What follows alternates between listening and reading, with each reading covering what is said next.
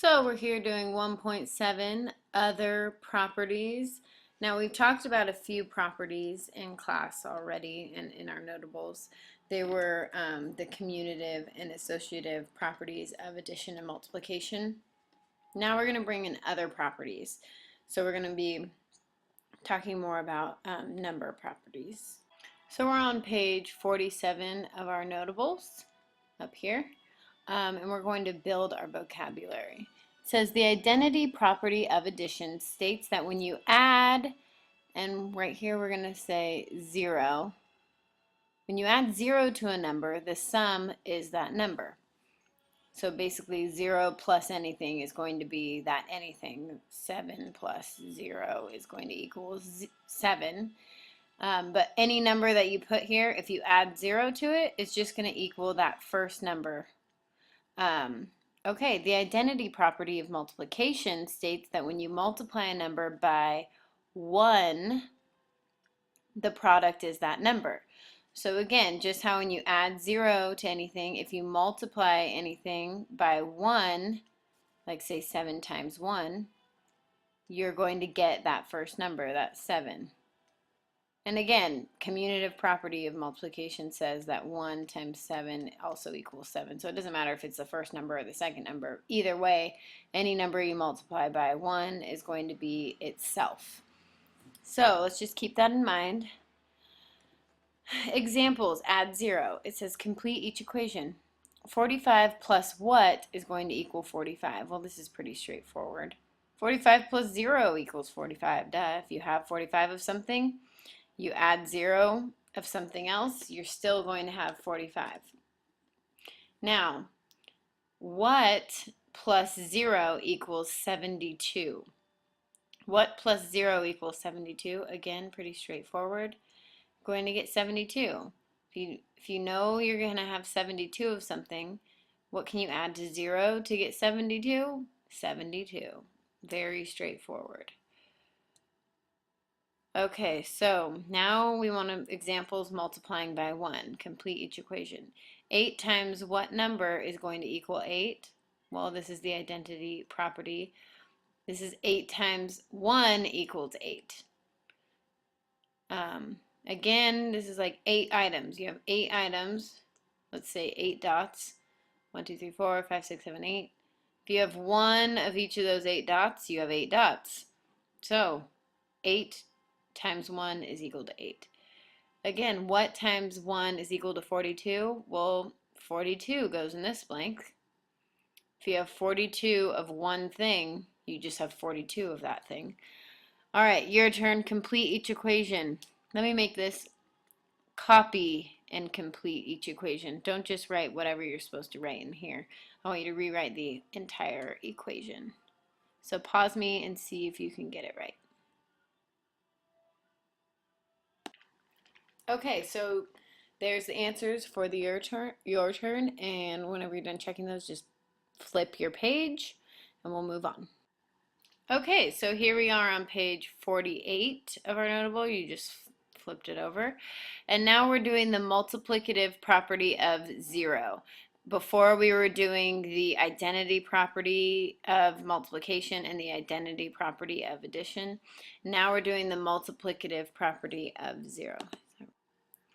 And the multiplicative property of 0 states that when you multiply a number by 0, the product is also 0. So you should know this from previous years in math. Anything times 0 is 0. So complete each equation down here. Examples. 0 times 42 is 0. 97 times what is going to equal 0? Oh, I think they have a little typo here. 97 times 0 also equals 0. I think this box was supposed to go there. And that makes sense. If you have 0 of something 42 times, you just don't have any of it. You can't have anything 0 times. So anything times 0, you could do x times 0 equals 0. You could do 100 million thousand whatever this is. Oops, that's wrong. You know what I mean. 199999999 times 0 equals 0. Anything times 0. You could almost write the rule like this. Anything in parentheses times 0 equals 0. Anything. And you can put anything in this, any number. All right, try the your turn. Pause me, see if you get it right. Play me and check your answers. All right, and of course, since we are doing the multiplicative property of 0, you can see here that your answer is 0 here and 0 here. Anything, again, anything times 0 is 0.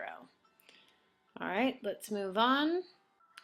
Like I said before, anything times 0 is 0. So we have here, complete each equation. 0 times c is what? Oh my gosh, it's 0. T plus what is t? T plus 0 is t.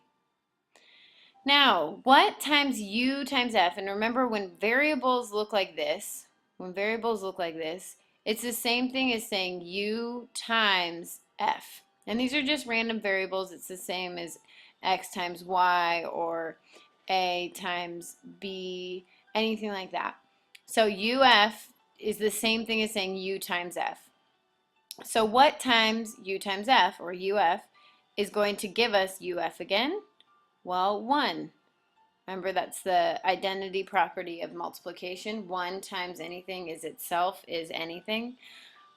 And down here, what do we have? We have the multiplication property of, multiplicative property of 0. Remember, anything times 0 is going to be equal 0. So our anything in this case is our 3x. 3x times 0 equals 0.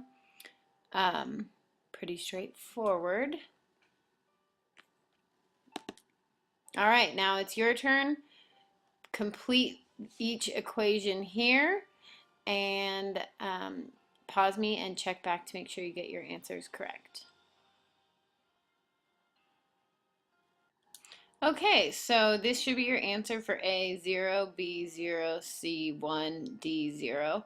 And I went ahead and copy pasted our build your vocabularies right underneath this because I just wanted to point out that in this one, A, let me get my pen. In A here, A of x times 0, that is an example of the multiplicative property of 0. When you multiply a number by 0, the product is 0. For B, this one is the identity property of addition. When you add 0 to anything, you get that number or that anything.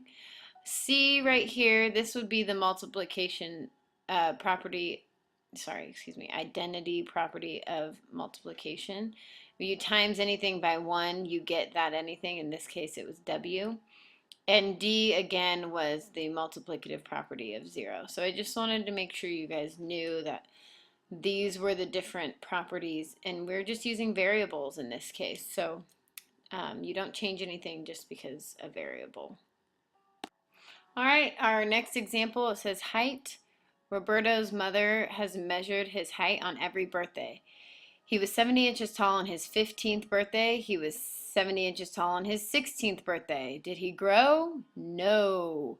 Write an equation that compares his height on these two birthdays. Height on his 15th birthday, was 70 inches. Change in height was 0. Height on 16th birthday was also 70 inches. So it says name the property represented by the equation. Well, let's see. If we go back, we know this is the one where you add 0 to a number, and we know that that's the identity property of addition. So we want to write identity property of addition. Remember, that's just anything plus 0 is that anything, that first number. Okay, your turn. Go ahead and try retail. Not only write an equation, but go ahead and see what property is represented by this equation. Pause me and see, check your answer, see if you get it right. Okay, so I set up an equation. I said money made on first day was $75. Money made on second day, $0 because she didn't sell any computers. And her total money earned was $75. The property is the same property as above. It's the identity property of addition. So I just rewrote identity property of addition, which tells us if you add 0 to any number, you're going to get that number once again. So remember to make a note next to any problems that you had trouble with, and I will come around and check you off. Have a great day, everyone.